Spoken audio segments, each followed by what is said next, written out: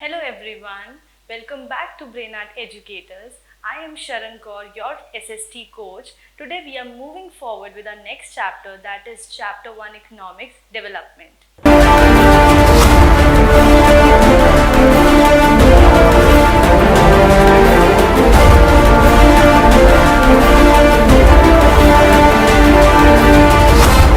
Children, to understand the meaning of development, you need to understand कि इसका simple terms में meaning क्या हो सकता है। या आप खुद अपने से ये क्वेश्चन पूछो कि डेवलपमेंट होता क्या है। Development in simple terms means progress of anything.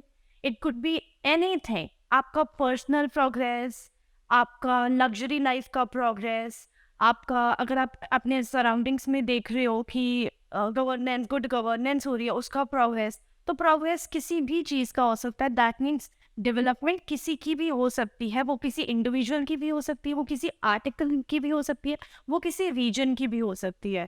तो डेवलपमेंट क्या है? डेवलपमेंट एक अम्ब्रेला टर्म है।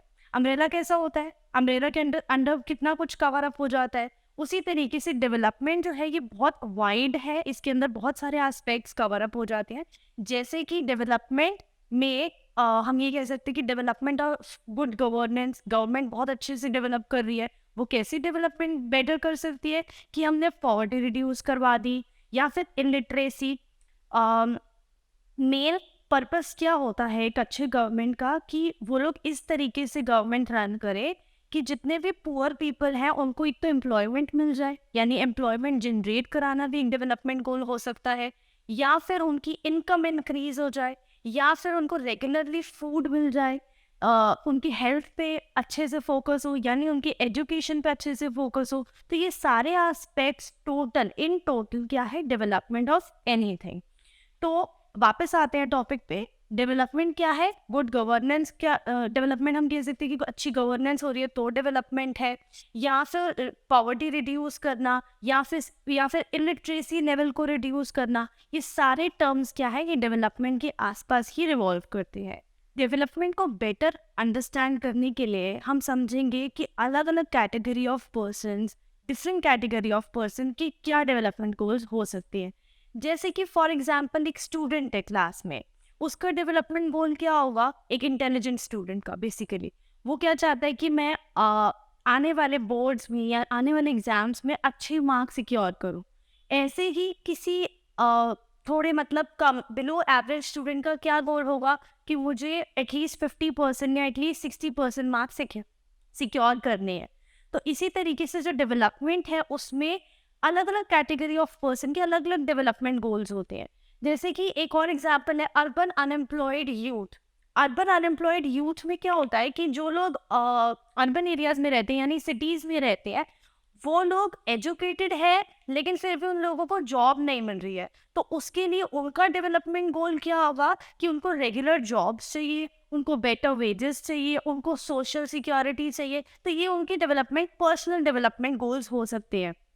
अपार्ट फ्रॉम दिस, ये एग्जाम्पल और भी बेटर आपको एक्सप्लेन करेगा डेवलपमेंट क्या है कि एक गर्ल है, फॉर एग्जाम्पल ब्रदर सिस्टर्स हैं, और जो लड़की है वो चाहती है कि उसको उसके ब्रदर की तरह ही पूरी फ्रीडम मिले एजुकेशन में। इनफैक्ट मूविंग आउट, कहीं भी जाने में उसको कोई भी रिस्ट्रिक्शंस फील ना हो। जैसे उसके ब्रदर की लाइफ है वैसे ही उसकी लाइफ हो। अपार्ट फ्रॉम दिस, वो ये भी चाहती है कि घर में होम में जो भी वर्क है, हाउस होल्ड वर्क, उसमें उसका ब्रदर उसकी हेल्प करे। लेकिन ब्रदर ऐसा नहीं चाहता होगा। तो development goals person to person vary करते हैं। तो ये वाला एग्जाम्पल भी आपको समझ में आ गया होगा।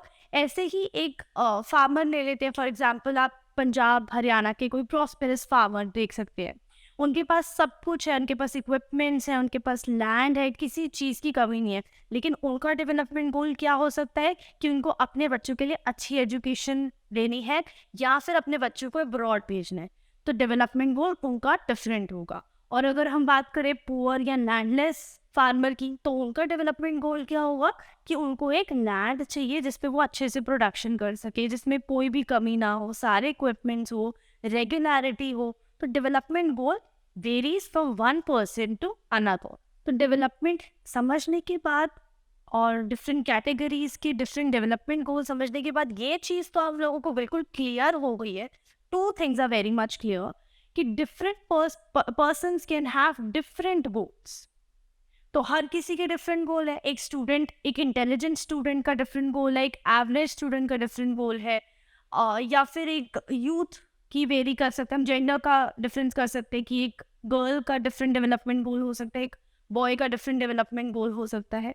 तो हर किसी का डिफरेंट गोल है. अगर वो डिफरेंट गोल है तो वो कहीं ना कहीं कन्फ्लिक्ट करेगा ही करेगा, क्योंकि कहीं ना कहीं आके तो उनको मीट करना ही है. जैसे कि development goal can be conflicting, ये हमारा दूसरा अंडरस्टैंडिंग है. इसको एक और एग्जाम्पल से समझते हैं कि जैसे मैंने आपको भी एग्जाम्पल दिया, एक लैंडलेस फार्मर है और एक प्रॉस्पेरस फार्मर है.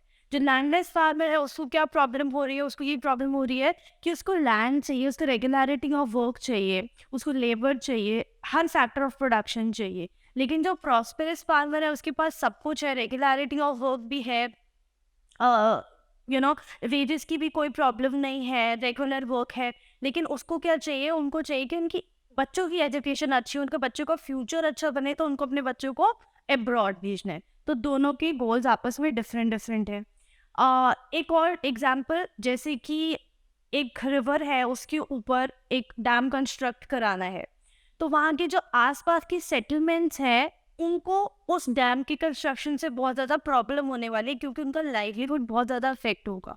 उनको एक जगह से दूसरी जगह पहुंचाया जाएगा, उनके सेटलमेंट चेंज हो जाएंगे, और जो उनकी डिपेंडेंसी है उस रीजन पे वो भी अफेक्ट होगी. लेकिन अगर उस पर डैम कंस्ट्रक्ट नहीं होगा तो जो इंडस्ट्रीज हैं आसपास की, उनको इलेक्ट्रिसिटी रेगुलरली नहीं सप्लाई होगी.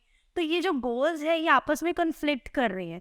एक का डेवलपमेंट गोल दूसरे के लिए कन्फ्लिक्टिंग हो सकता है. This is what they are trying to explain.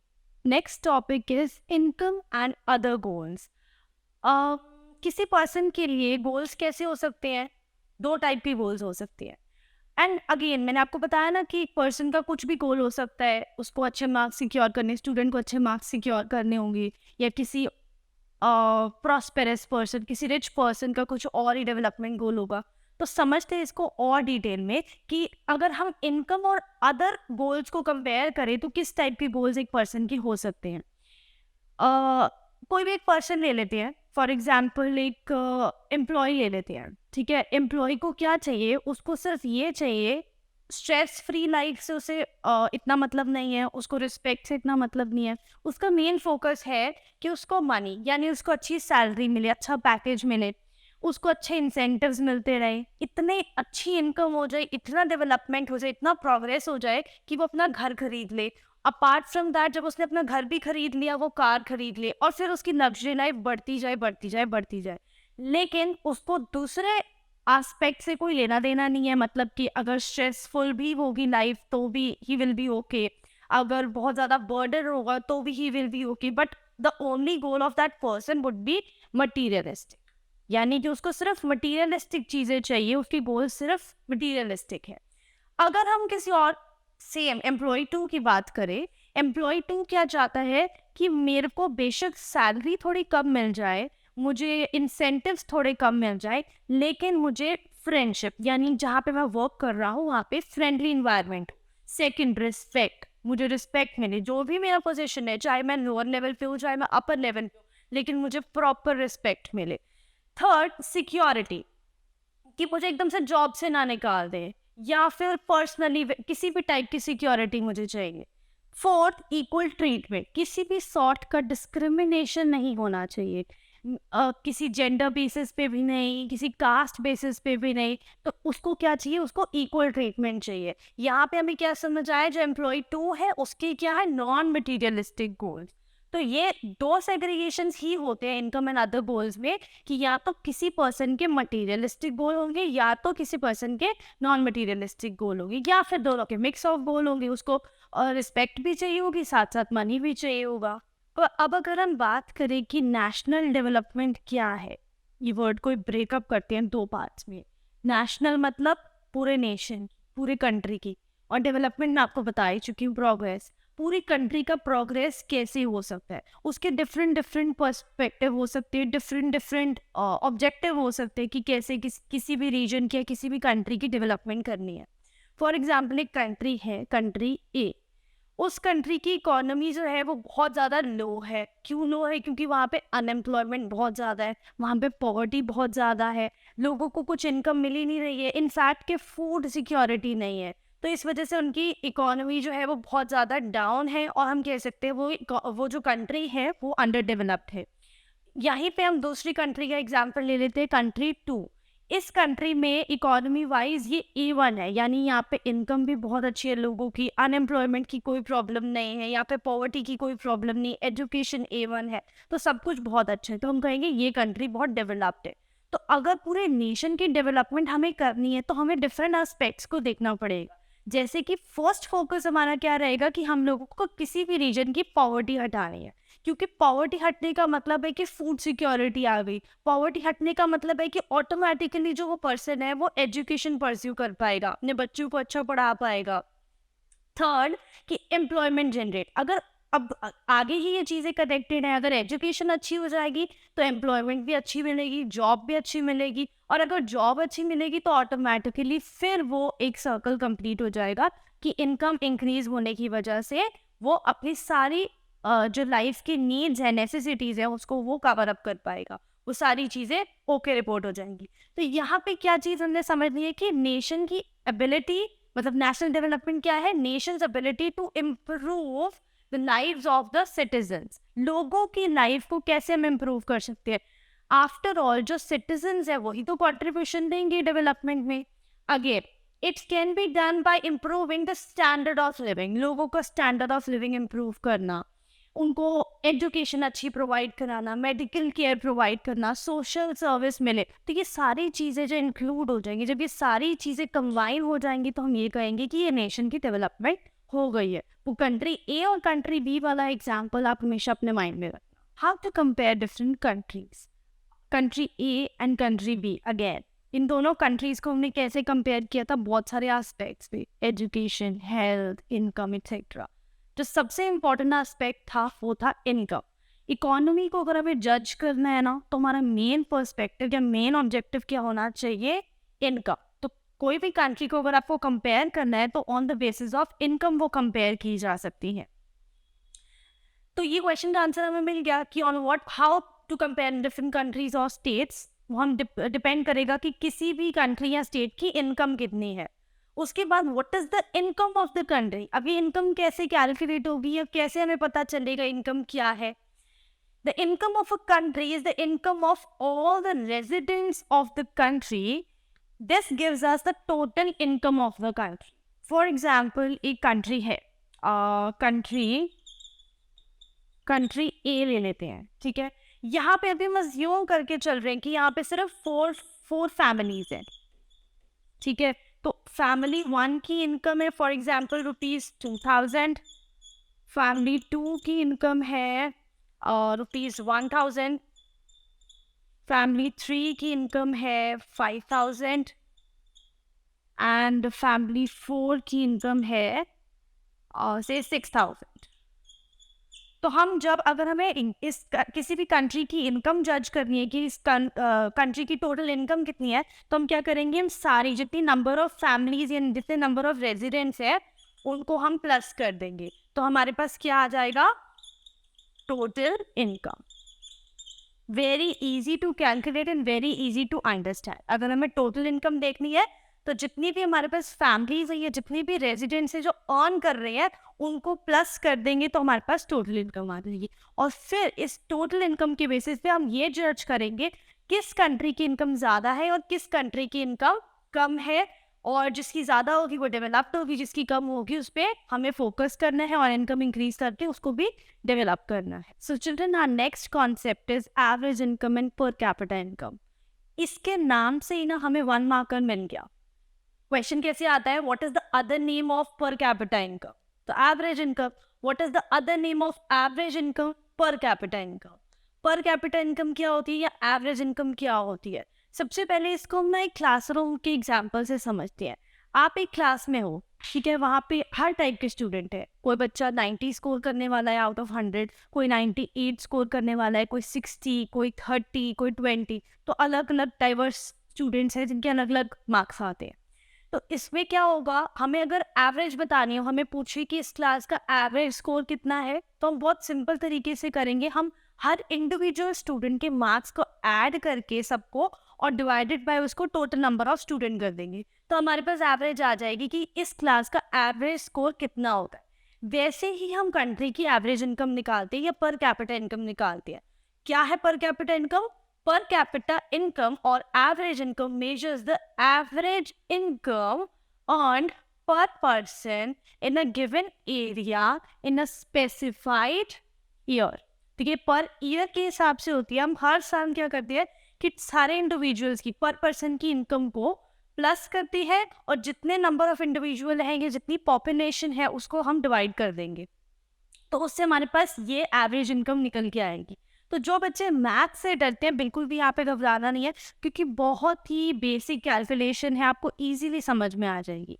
इसमें क्या करते हैं, मैंने अभी आपको पिछले टॉपिक में बताया ना कि फॉर एग्जांपल 4 फैमिलीज है, तो 4 फैमिलीज की जो इनकम होगी उसको हम ऐसे करके प्लस कर देंगे, family 1, family 2 plus family 3 plus family 4, और उसको डिवाइड कर देंगे जितने भी। अब यहाँ पे कितनी हमने अज्यूम करा था कि वी हैव 4 फैमिली, तो इसको डिवाइडेड बाय हम कर देंगे 4, और हमारा बहुत इजीली एवरेज इनकम निकल के आ जाएगा।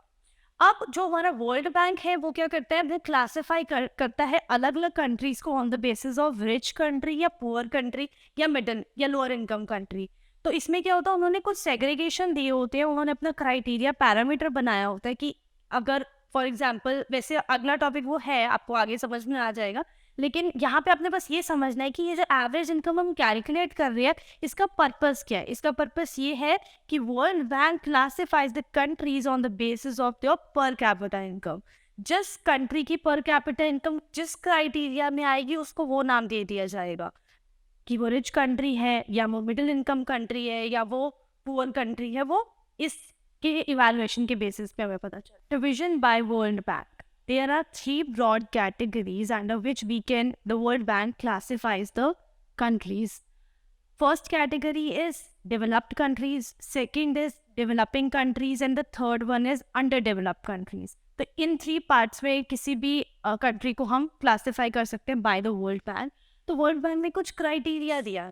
सबसे पहले, the countries with per capita income of $, 49,300 per annum, यानी पर ईयर के हिसाब से जिस भी कंट्री की इनकम $, के हिसाब से इन टर्म्स ऑफ $, 49,300 होगी या उससे ज़्यादा होगी। और एक और चीज़ आप लोग याद रखना कि ये जो क्राइटेरिया है 2019 के हिसाब से है। कुछ NCERTs जो है वो पुरानी है, उनमें 2017 या उससे भी पहले का क्राइटेरिया होगा, प्लीज़ उसको अपडेट कर लेना। 2019 के क्राइटेरिया के हिसाब से $, 49,300 अगर किसी कंट्री की पर कैपिटा इनकम है, तो हम ये कह सकते हैं कि वो रिच कंट्री है। ठीक है। Second point, countries with per capita income of $, 2,500 और less are called low income countries. जिनकी 2,500 से कम की इनकम है, उसको हम क्या बोलेंगे, they are low income countries. अब हम बात करते हैं इंडिया की। इंडिया कौन सी कैटेगरी में आ रही है? India comes in the category of low middle income country. Low middle income countries because it's पर capita income in 2019 was just $, 6,700। इसको समझते हैं कैसे? देखो, रिच कंट्रीज का क्राइटेरिया क्या है? $, 49,300। तो इनको हम क्या बोल रहे हैं? ये रिच है, ये रिच कंट्रीज है। और अगर लो इनकम कंट्रीज देखिए तो उनका क्राइटेरिया क्या है? $, 6,700 नहीं, $, 2,500। तो ये जो कंट्रीज है ये पुअर कंट्रीज होगी। अब इंडिया की क्या वैल्यू है? इंडिया का है $, 6,700। तो ये जो है ये इससे थोड़ा सा ज़्यादा है, लेकिन ये इतना ज़्यादा नहीं कि हमें इसको रिच की कैटेगरी में डाल दें। तो इसलिए इंडिया को हमने बोला कि वर्ल्ड बैंक में क्लासिफाई किया कि ये लो मिडिल इनकम कंट्रीज में से एक है, यानी कि ये पुअर की कैटेगरी में नहीं है, पुअर से थोड़ी ज़्यादा है, लेकिन इतनी ज़्यादा नहीं कि वो रिच की कैटेगरी में चली जाए। तो इस तरीके से कंट्रीज को क्लासिफाई किया जाता है by the world bank. Hope the topics are very much clear to you. Do not forget to like, subscribe and comment on this video. Thank you.